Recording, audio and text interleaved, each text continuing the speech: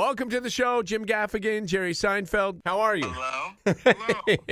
This is a great day for me. Thank you for joining me. Oh, well, thank you for having us. By the way, we want to let everyone know, Thursday, March 27th, Pechanga Arena, Jim Gaffigan and Jerry Seinfeld in concert one night, so please go see them. Thursday night's a great night for going out for comedy. Get your sitter and go see the show. When you go on a tour like this, how do you fill your day? I mean, you obviously, would you go back up to LA and work? Would you spend time? Is that something you plan in, or do you go, hey, we're on tour, so we got to be busy? Yeah, no, I think going to LA during the day when you're in San Diego and then driving back down on the 405 is a great way to spend the day.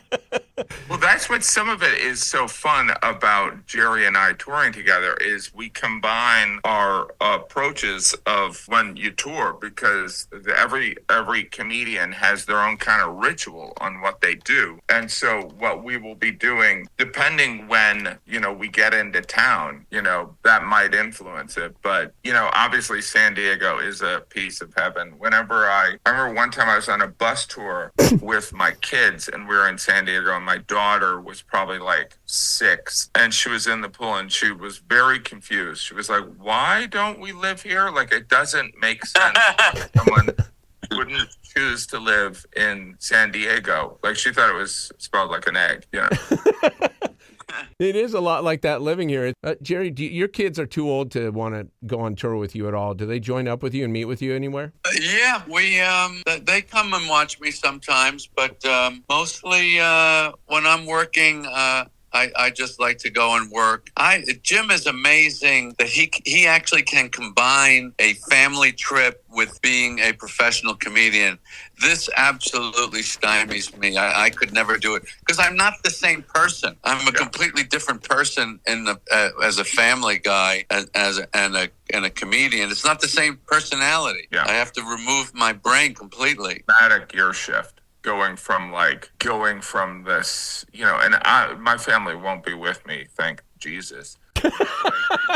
Shifting from going to the San Diego Zoo and then doing a show, it's a pretty dramatic shift. Yeah. Some of it is just how, I'm very much somebody who, before a show is obsessing and kind of, I want to make sure that I deliver the best show I can. So it's not like one of those things where drop me off on the way to the show. It's like it's a complete,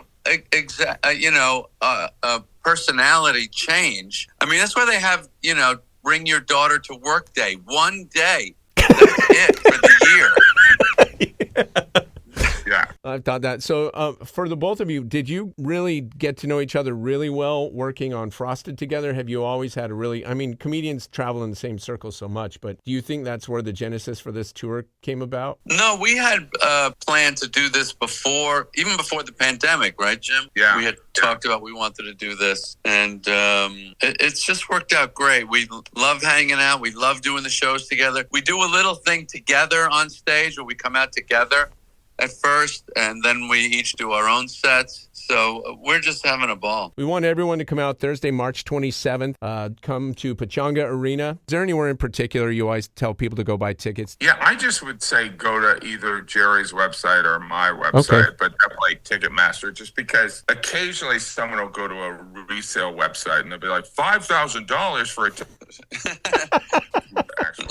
That's true. I was thinking of just how much I love watching comedians in cars and coffee, especially when you, Jerry, were with Tom Papa, because those relationships where you have those people that get you, and like the two of you, where it's just even a glance, you're like, I understand where your brain is right now. I can imagine having both of you on stage. It must be so fun. Yeah, it's so fun. And by the way, Tom Papa is on the San Diego show. He is? Yeah, he's a friend of ours. He introduced us. No, I didn't know that. That's spectacular. Oh, that's... And so it's like, that's, and Tom's obviously is a touring, doing theater. So it's like, we just got lucky that he was available. And some of it is he wants to hang out with us too. So do you, when you're on the road, Jerry, like like you said, your personality is so different. Do you find that you have to have a structure? Gosh, yeah. Yeah. I like structure.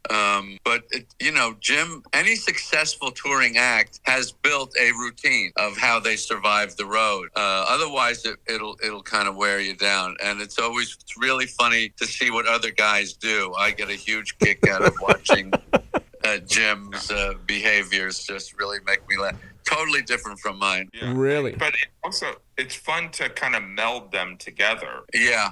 And just the different approaches because, and you can learn. I mean, some of it is, selfishly, what I relish about these shows is the show is a spectacular experience, but it's also that quality time that Jerry and I can kind of chat and hang out. And some of it is, as you gain more success in stand-up, your opportunity to hang out with someone at Jerry's level is, you might see them at an award ceremony, but it's just hard, Yeah. So you get to hang out, which is great. But the audience will not be getting any of that. That is just so you know. Yeah, just so you know, that is just for us. It's not a meet, it's not a greet, and you're not paying to watch the hangout. It's just straight comedy. What are you working on getting better at right now? Comedy is just always it's kind of like being an NFL lineman. It's just you just keep lining up and they keep hiking the ball and you just launch into this force that is just beats the hell out of you and you just but you love doing it. Do you ever think about those linemen? Just imagine your job is to get into a 3-point stance and then just pound into this other guy whose job is to bang into you, and that's their job. And comedy's kind of like that. Is that you just audiences are big, crazy, interesting animals. They become like unique creatures. And the skill of comedy is kind of figuring out where this audience is at in this exact moment and connecting with them. Yeah. And so there's no mastering comedy. It's a very thrilling, to me, it's like being a surfer. You paddle out and you just see what you can catch. Yeah, you can get. Yeah, I mean, I think a lot of it's self-assignment. You can sit there. I mean, some of it is Jerry and I both love the process of writing and performing. Yeah. And no one's telling you, you have to write new material or you have to challenge yourself to maybe discuss something embarrassing or to discuss something, that's the self-assignment of how you have to you set challenges, like that question of what are you working on getting better at? The lineman metaphor is perfect because I was a lineman and it is just kind of this grind, but it is also, decide that you're going to tell a story or you're going to sit there and go, I'm going to make this chunk, I'm going to delve deeper on this topic. And sometimes it's the seeds that you acquire that kind of will prompt you to go, all right, I'm going to, and when I said something embarrassing is how can I artfully discuss this issue that is unique to my family and not offend my children? You know what I mean? Yes. Or my wife. Yes. I was working on something the other day, Jim, about one of the toughest things for me after I got married was adjusting to couples dinners because I had never done that as a single person. And that it's kind of like the yard in prison. You're still in prison.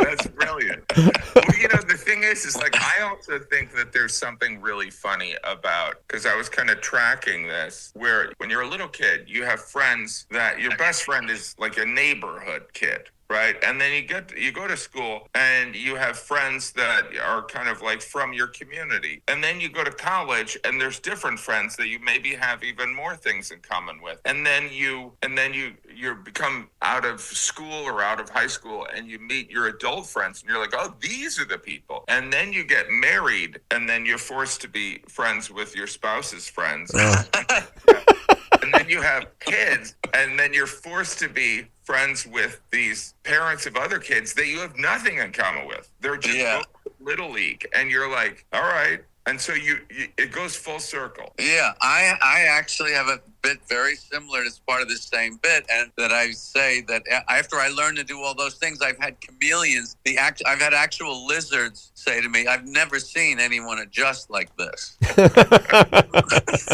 Well, we sure appreciate your time. It's been so great having you on. We want everyone March 27th, Thursday, to go to Pechanga Arena. Please get your tickets now. Jim Gaffigan, Jerry Seinfeld, in concert one night. I could talk comedy, and I love it. So thank you for your time. This is an elite experience for me. Thanks, Rick. We appreciate you doing it. Certainly. Have a great day. We'll see you here. Okay. Thanks. Bye.